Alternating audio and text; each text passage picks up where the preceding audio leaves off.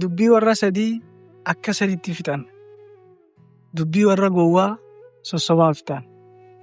Dubbii warra hayyuu dhugaa itti himanii fixan.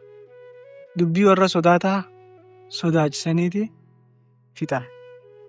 Waa sadii sitti hin fakkaatin. Dubbachuun beekumsa sitti hin fakkaatin. Obsuun wallaalummaa sitti hin fakkaatin. Nama kabajuun illee sodaa sitti hin fakkaatin. Waa sadii hin sahin. Nama beektu hunda fira hin sahin. Nama siin lolu hundaas diina hin sahin. Nama badirraa si dhorku hundaas hamaa takkaa'u nama hamtuu sitti yaadu hin sahin. Waa sadii jettee hin tilmaamin. Nama qoflu hunda gammadaadha takkaa'u gammachuu qaba jettee hin tilmaamin. Nama dureessa takkaa'u nama qabeenya qabu hundaas arjaadha kun jettee hin tilmaamin.